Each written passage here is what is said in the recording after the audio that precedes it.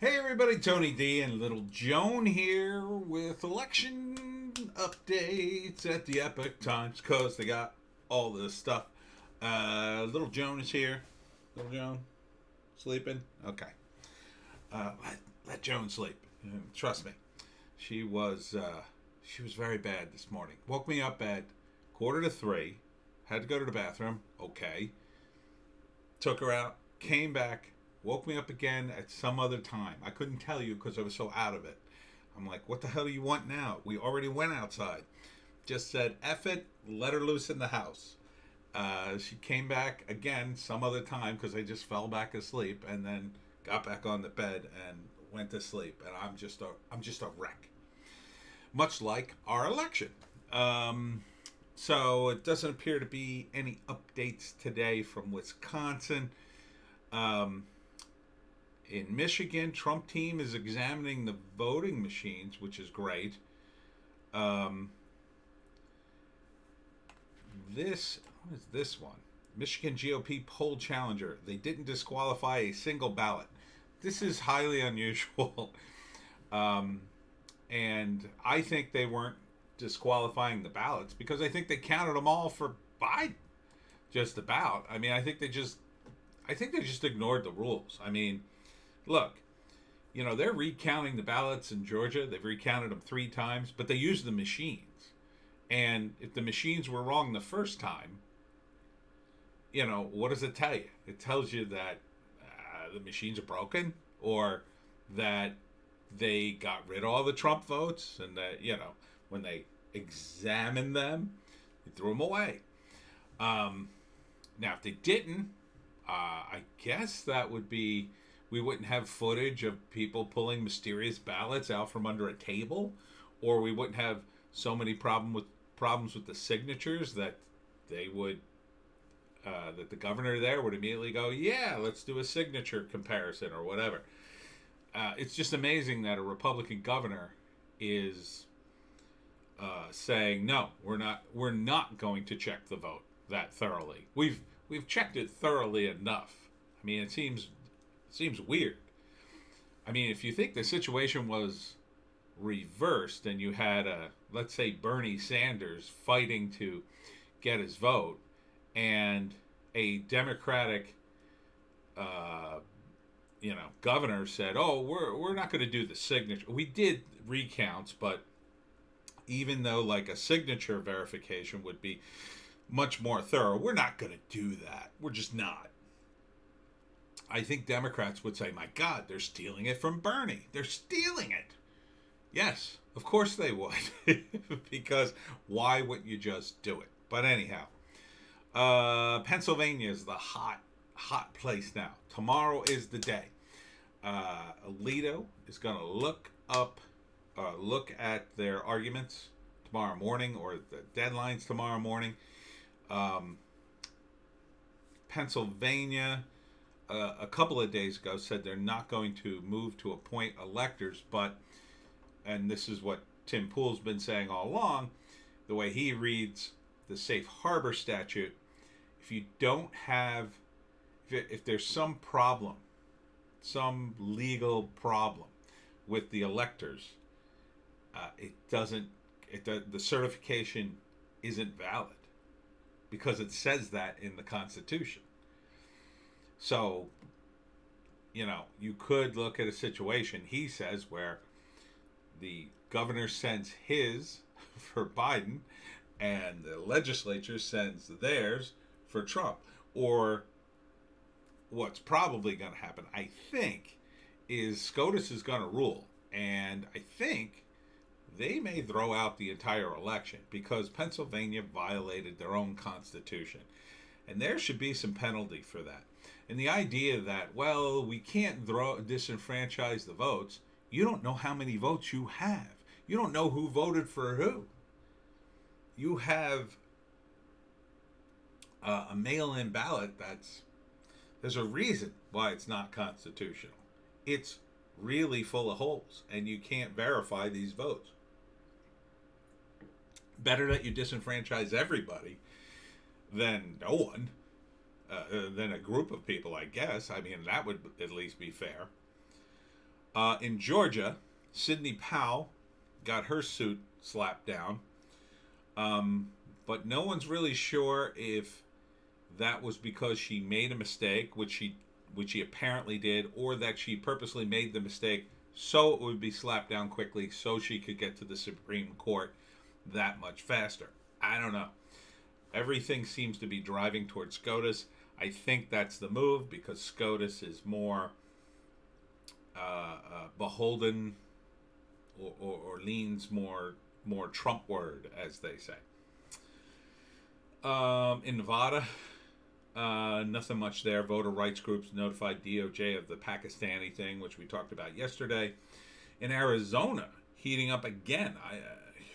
This is such a roller coaster. I mean, yesterday they had me convinced, Arizona sounds like it's over.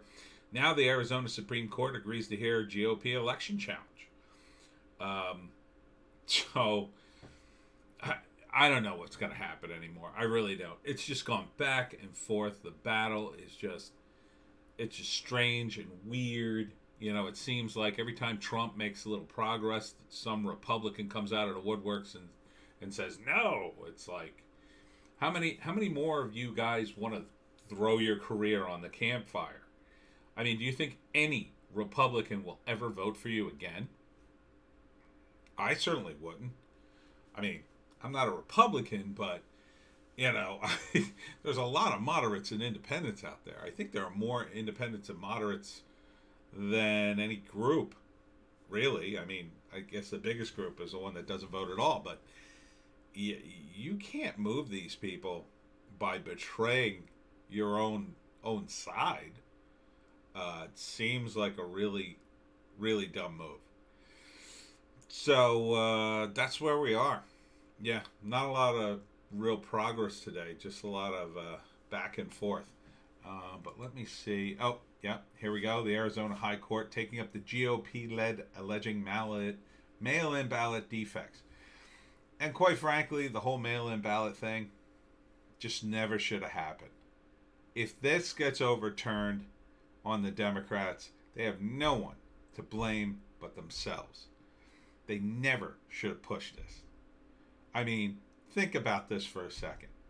Right now, the pandemic's coming back and everybody's in lockdown and oh my God. But guess what? You can go to a Walmart, you can go to a big box store, you can go to Bed Bath & Beyond, and apparently Gavin Newsom feels it's appropriate to approve, movies can still shoot and set up a giant crafting service for the movie in the parking lot of a woman's restaurant who he closed and won't let open, even though she has sort of the same setup just outside in the parking lot. This is where we're at. It's like the rules for certain people couldn't be more stark. If you have money and the state doesn't feel like they could enforce the rules on you, they just let you go. Oh, well, I guess we can't close down the movie studios. They have a lot of money. Oh, you're a single business owner? Close down. That's the way it is. Because the movie studio can sue your state for millions. The average business owner, they don't even, maybe they have a lawyer, maybe they can afford it, probably not. That woman seemed like she was on her wit's end, if you haven't seen that video. So yeah, I think the mail-in ballots should have never been instituted. They're rife with fraud. The problem with SCOTUS is they're not arguing fraud, they're arguing constitutionality. I don't know if that's an argument that's going to win, but I hope we're going to see. I think, again, if Pennsylvania breaks, right? SCOTUS rules, mail-in ballots are unconstitutional. Even if they don't get a massive relief, it's going to change the tide big time. Trump's been acting like he knows something, so maybe he knows these guys how they're going to vote already. I hope that's it. It's becoming very stressful. Let me see if I got the other thing. Oh yeah, this is one of the Senate candidates in Georgia. Georgia's Senate candidate, and he's a Democrat, preaches Marxism, calls Jesus a, quote, poor Palestinian prophet. Let's listen to this. It sounds weird. And I love this Pope. He said, well, I'm not a Marxist, but I know a few Marxists, and they're pretty good people. So hard to discover and to hear an authentic vision. What the heck is he talking about? I mean, if he's a preacher, how is he... I mean, I get how he can kind of align with the Pope, but this is weird. And voice of authentic spirituality that gives voice to the least of these, that when it shows up, people describe it as some... Isn't it weird, though, that a religious guy is running for office, too? I mean, wouldn't Democrats normally be losing their minds over this, church and state? Strange ideology rather than the vision of that poor Palestinian prophet who said that the Spirit of the Lord is upon me because God has anointed me to... It's weird. This is from Blaze TV, by the way. That's very weird. This election, it's endless. It's endless. And I feel like this is 2016. I feel like we've been trapped in 2016 for 4 years, and we're headed for another 4 years of 2016. Either way this goes, either way this goes, whether Trump gets in and it's exactly the same, or Biden gets in and the only difference is they flip, the sides flip. But on the bright side, I had a nice song. I hope you enjoyed my song yesterday, and I hope you're posting it on social media. I'm trying to get the song around. Yeah, I've pissed a few people off. The best comedy, I think, kind of pisses people off. And I'm trying to get it out there. I tried to get a retweet from the president or Donald Trump Jr. It's tough to get a retweet from those guys. You got to be in there. But so if you could do me a solid and post the link for the Trump song in various places, piss off your friends. Do whatever you want with it. Just get it out there so people can see it. I think it's fun. And I think now is the time to get the song around so people are singing, Trump, Trump, Trump, Trump, Trump,